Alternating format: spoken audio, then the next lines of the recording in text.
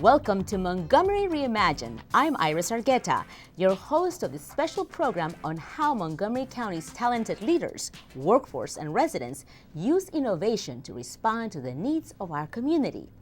On this first show, we'll take you to the first Latino Parent Leadership Conference, which took place earlier this year in Wheaton, Maryland.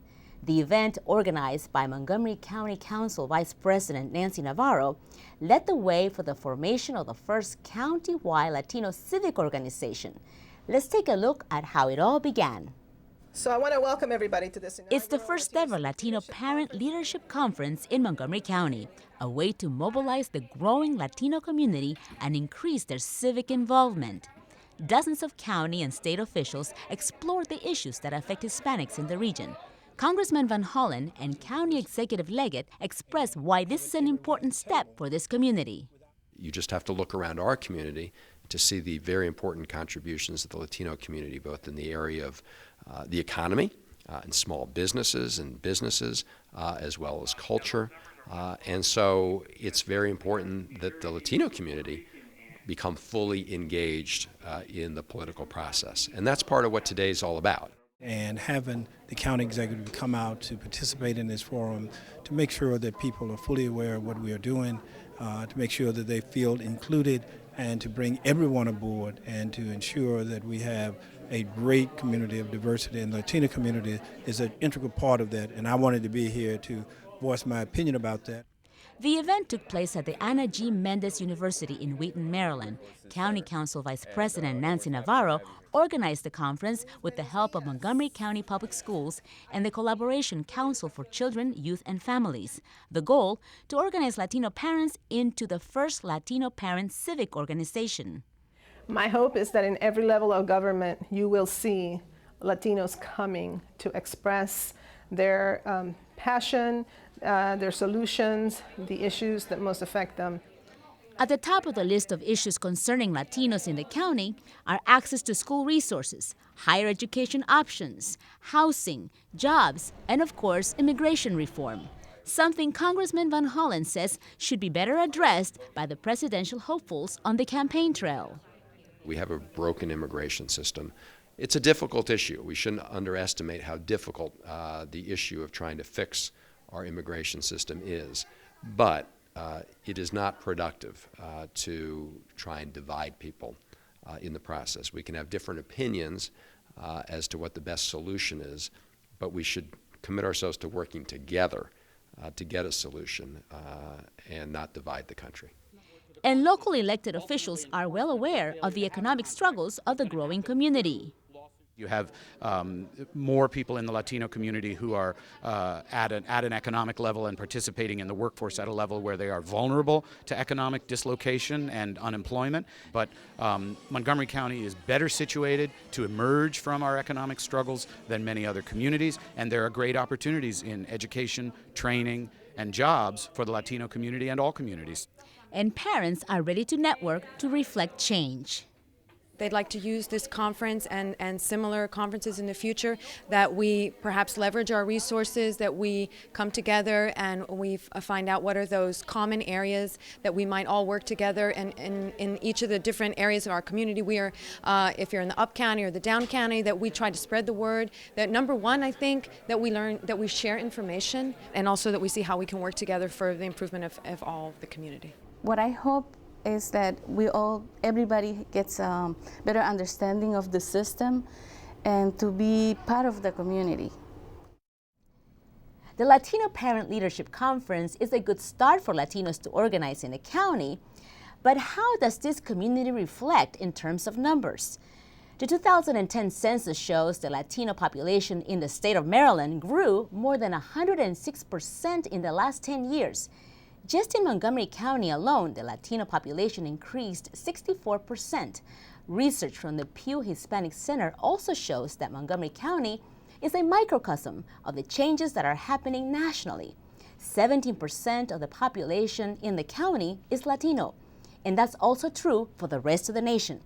Let's take a look at how Montgomery County is a model of how Latino demographic shifts impact the region and the nation.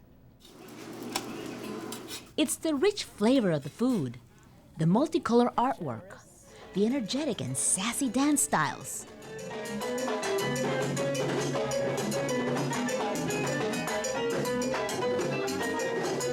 And captivating rhythm of the music.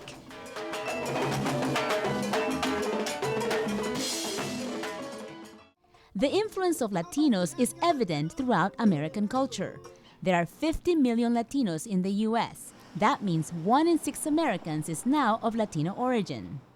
Well, the Latino community is a vibrant, dynamic community. I mean, what has made our country strong is the fact that we've had people coming from all over the world. Latinos are the largest and fastest growing minority in the U.S. And in Montgomery County, younger residents drive the growth in the community.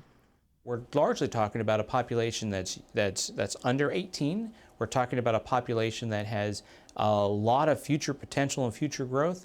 And how these young people mature, who they become, will of course have implications for the nation as a whole as Latinos become a greater share of the nation's population. Thanks to that growth, we're not suffering from this issue of an aging population with a very slow or zero population growth like other European countries are facing. These young people that we have in our Latino community and other immigrant communities will be the workforce. They will be the ones, contributing to our Social Security fund. They are the ones who are going to take this country forward. Hispanics in the region distinguish themselves from other Latinos around the nation because here in Montgomery County and the Washington, D.C. area, they are more likely to be homeowners and have a higher income, about $65,000 a year compared to the national average for Hispanics, which is $40,000. And unlike other parts of the U.S., Latinos in this region mostly come from El Salvador. 4 out of 10 Hispanics in Montgomery County are of Salvadoran origin. And that's good for business, especially for those who make a living cooking Salvadoran cuisine. Maria Rivera's Salvadoran cheese and pork pupusas sell like hotcakes here. Las pupusas son riquísimas, muy ricas. Come and try our pupusas because they're delicious and everybody's talking about them. Plaza Market owner Carlos Morales is also cashing in on the rising number of Latino customers. I have more customers than before. It's good for the community in general. It's good for us, the business owners, from the city in general. We are the backbone of the economy, the small businesses. I believe so. The surge in Latino population also means there are more registered voters. According to the Pew Hispanic Research Institute, 42% of Latinos around the nation are registered voters. We see about 50 to 60,000 young Latinos enter adulthood, and many of those young Latinos are U.S. citizens, so they're eligible to vote. We've also seen in recent election cycles nationally that more Hispanics have turned out to vote than ever. And when it comes to the economic challenges facing this community, government data also show Hispanics have been hit harder by the recession. More Latino children live in poverty today, 6.1 million, than any other group, and that wasn't the case before the recession. But some Montgomery County legislators are optimistic about the growing Latino community. They vow to invest in its future and focus on its strengths. Only if we're supportive of all the people in our community can we really be successful and focus on what our overall mission is, and that's uplifting our county. Instead of always trying to focus on negative issues or on the deficit model, this is a great country because everyone can tell a story, an immigrant story.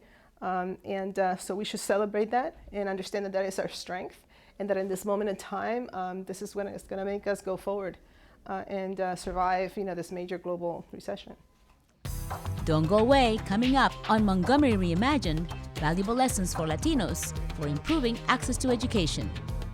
We are so committed to the success of our children and our community, and I just want to be there with you as we learn together and walk that road to our future.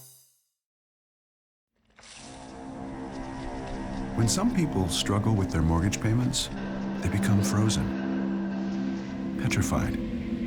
Not knowing what to do, they do nothing. But the people who take action are far more likely to get the most positive outcome. Making home affordable is a free government program. Call now to talk one-on-one with a housing expert about the options that are right for you. Real help, real answers, right now. Welcome back to Montgomery Reimagined. On this first program, we are reviewing the events of the first Latino Parent Leadership Conference, which took place in Wheaton, Maryland recently. Government officials took advantage of this event to discuss the needs of the growing Latino population in the county. Education was one of the main topics of discussion at the conference, and school officials were ready to show Latino parents how the system works. Imagine having a child in school who needs help and not knowing how to get someone to assist a student in the classroom. That's what many Latino parents face in Montgomery County because they don't know how the school system works or speak the language. It was difficult for me because I come in from another country where the school system is totally different. I didn't know with who to talk. Sometimes I wanted to talk with the counselor, or other time with the teachers. Facing the daily problems is hard for us. But navigating the school system may get easier now that dozens of Latino parents learned about school resources at the first Latino Leadership Conference earlier this year. Parents took workshops on how to access online information and improve communication with teachers and counselors. Montgomery County Superintendent Josh Starr also shared his expectations for Latino students. 84% of our Hispanic kindergarten students are reading at grade level, which is up from 72% just 6 years ago. But it is not good enough. We need to do more, we need to do better, we need to reach higher, and I need your help for that. 26% of the student population in the county is Hispanic. That number has more than doubled in the last 10 years. School officials say the increase in Latino student population mainly comes from U.S.-born pre-kindergarten and early elementary students who are not English speakers. That's why the school system is looking at ways of improving ESOL, or English as a Second Language programs, even when adding more ESOL staff members could mean an increase in next year's school budget. Well, 22% of our elementary population require English as a second language service, and how we provide that is going to be a constant challenge to us. All our teachers need to really understand English language acquisition theory and be able to provide those kinds of services to our kids, and it's something we have to just keep investing in. The County School System Division of English for Speakers of Other Languages, or bilingual programs, hopes to add 12 more ESOL teachers next year to have at least 370 ESOL staff members in county-wide schools. School officials also say empowering parents to increase their participation in schools and PTAs will continue to improve Latino students' academic performance. Our dropout rate is lower than other places in Maryland and in the state, and our graduation rate is higher than for Latinos than the state and the nation, which is good. And we can never do enough to continue to make sure our kids understand the value of a high school education to help them realize their dreams. And these parents at the first Latino Leadership Conference say the lessons learned here will help them ensure their children's success in school.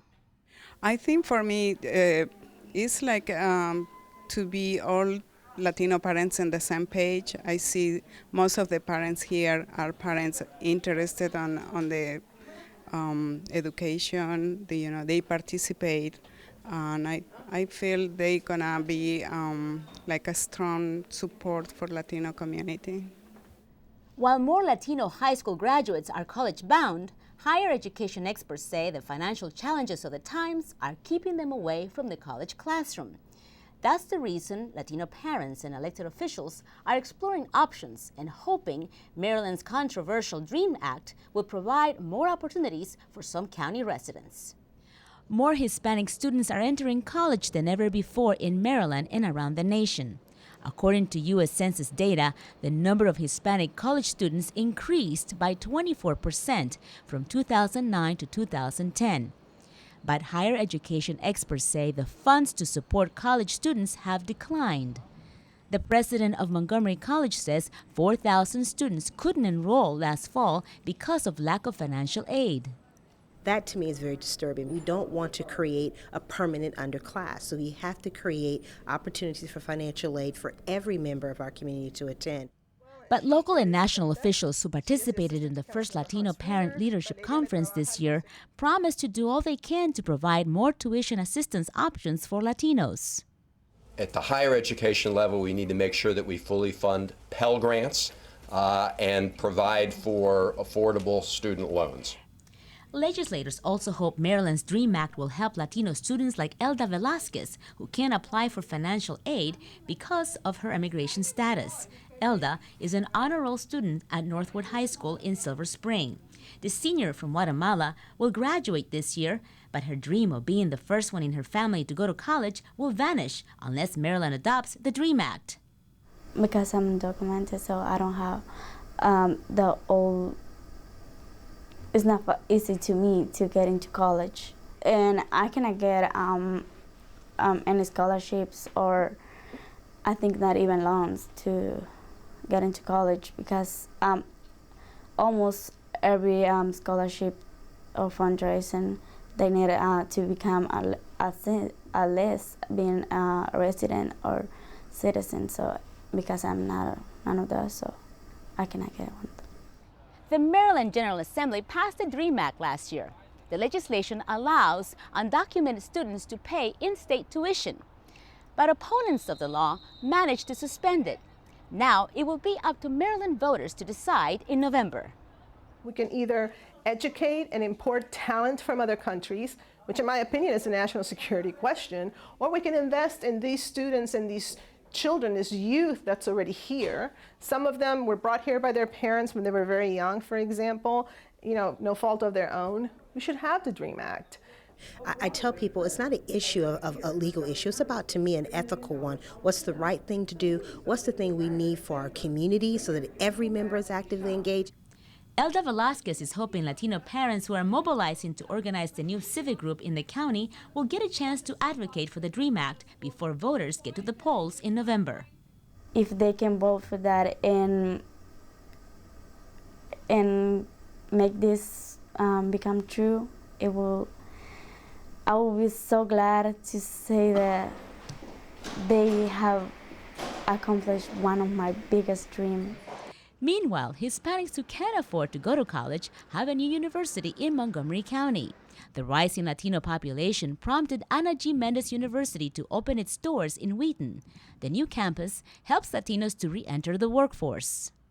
We have a situation here that many in our community are underemployed, meaning, let's say if they were a nursing professional back home, they aren't exercising the same profession here, but through the university and the opportunities that we will be able to offer them, they will be able to become part of that particular industry. Parents at the Latino Civic Leadership Conference also heard from early education experts about the importance of getting children ready to learn even before they enroll in school. 35% of the 1 million children served by the federal Head Start program are Latino, and government officials are increasing efforts to enroll more children in the program. A, B, C, D, E, F, G, A. Head Start is more than just teaching children their ABCs. Early education experts say it's about creating a social, emotional, and nurturing environment to get children ready to learn. But we also know that if kids are sick or hungry, they're not going to be able to learn. And we have to make sure that our kids are healthy, that they're safe, and that they're learning every day. The early education program launched by President Johnson more than 45 years ago continues to help millions of children of all races and backgrounds across the nation. And the director of Head Start wants more Hispanics in Montgomery County to take advantage of the program. I think it's important for all parents, especially for low-income and Hispanic parents, to understand that there are options out there that they can access so that their children can have quality early childhood. So what we find is that often families don't know all the facts. So they know there's a Head Start program, but maybe they think it's just for 5-year-olds, or they don't get the information that actually we serve infants and toddlers and pregnant moms. The Head Start program at Forest Knolls Elementary in Silver Spring always finds creative ways to help Latino preschoolers access the curriculum. What else can you buy in a bakery? A cupcake with hearts. A cupcake with hearts on it. Some of them come to school not knowing any English at all, and some of them come to school knowing some English, so they're all at different levels in terms of the language and also in terms of the background knowledge and how much of the content they know already, if they know any letters or numbers or colors. They're all at very different places. We have to change the way that we teach a little bit, that we have to keep in mind to do things visually, to show them some pictures, to teach words, pre-teach vocabulary before reading a story. We also have a lot of hands-on activities and manipulatives. At the county's first Latino Parent Leadership Conference, parents learned how to get Head Start in their communities. Additional federal money invested in the program is allowing Head Start to serve another 60,000 children across the country. We must continue to invest in early education. I am pleased that despite the cutbacks at the federal level, we did increase funding for Head Start and early Head Start, and we need to continue to do that.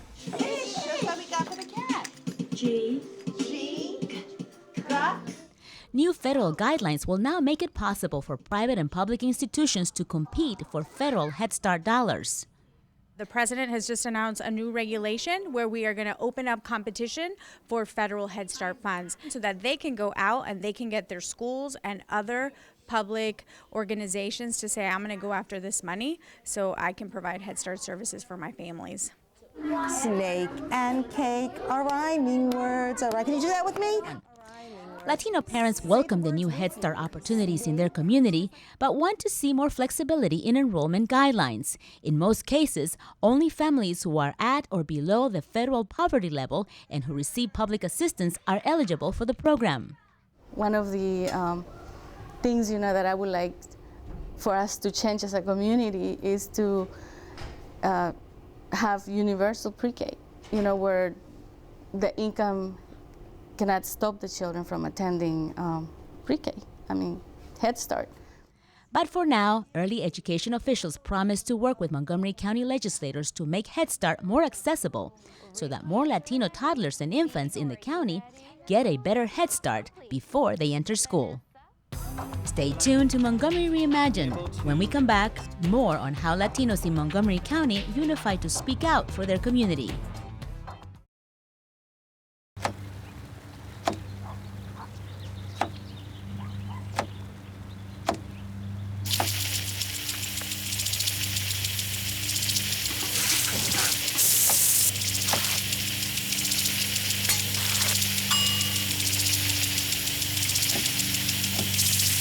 Clean kitchen surfaces, utensils, and hands with soapy water. 1 in 6 Americans will get sick from food poisoning this year. Keep your family safer. Check your steps at foodsafety.gov. Welcome back to Montgomery Reimagined. This half hour, we've been showing you highlights of the first Latino Parent Leadership Conference.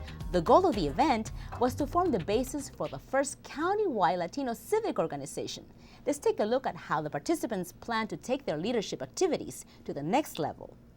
But what do leaders need more than anything else? Followers, right. That's something we lose in this country. It's a workshop to show parents how to be the voice of the Latino community, a way for Latino parents to form the first Latino civic organization in Montgomery County. Hay muchos líderes, por supuesto, en las escuelas, pero están aislados, están trabajando solos. Entonces, ese tipo de evento, desde mi punto de vista, da la oportunidad de juntarse, poder unir esfuerzos, unir capacidades para poder trabajar en un fin común, que es ayudar a los latinos. The effort was part of the first Latino Leadership Conference in the county, which took place earlier this year at the new Ana G. Mendez University in Wheaton, Maryland. Montgomery County Council Vice President Nancy Navarro was the main organizer of the event. We wanted to bring all these leaders, because they already have demonstrated leadership ability and commitment. So the fact that these are actual parents who have already been meeting for years, and that now they're seeing how other issues affect not only education, but also quality of life for all of us. I think it's unique in that sense, and I believe that it's like everything. This is just the right time for them to then come together and commit to doing the real work, which is to then organize. David Chavez, Chief Executive of Community Science, is leading the effort. His nonprofit agency specializes in helping neighborhood groups to mobilize and has volunteered to guide the new Latino advocates in developing an action plan and strategies for promoting change in their community. Chavez claims the key is knowing how to reach out to all Latino residents in the county. We all know that Latino community means many countries, people from many countries. Some people have been here for several generations, some people have only been here a shorter time.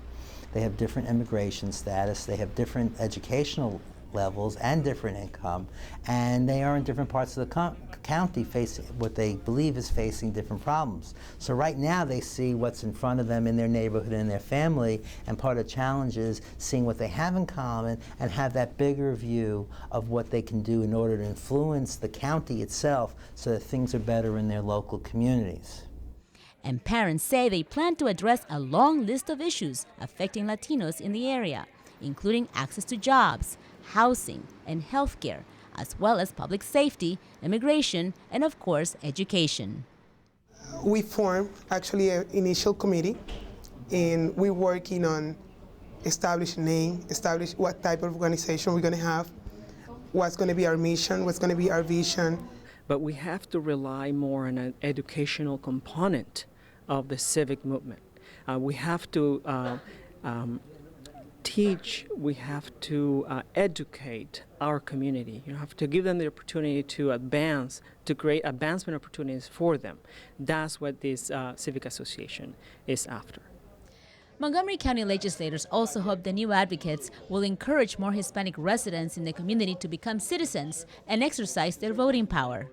We have a large and important Latino community, but I think the political power of that community has been latent. It has not been fully exercised. And so to recognize the need for developing leadership, developing a political voice, and making sure that the political leadership that exists already, myself and other elected officials, recognize the importance of that voice so that over time, as the community continues to mature politically, it will be able to access resources and make sure that government operates fairly and openly and that there's full participation by everybody. We are going about this from the perspective of issues and giving these parents the tools to do the best advocacy possible.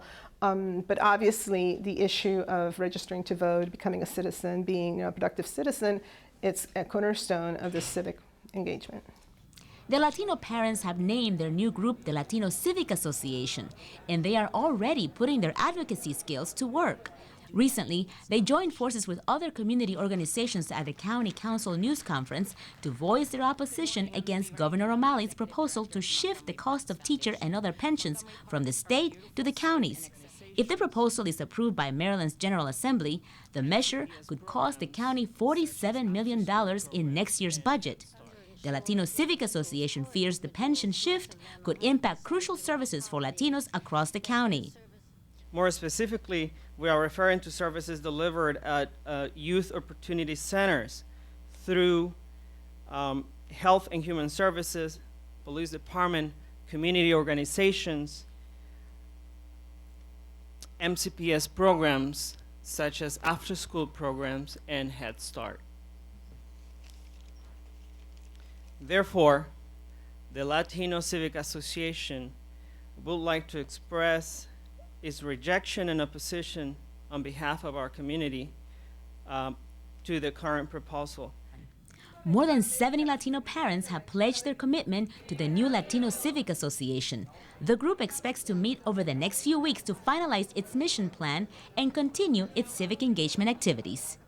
We want to be a voice to the Latino community, to be a sounding board and amplify their voice, and I'm pretty sure on this issue we stand together as a community.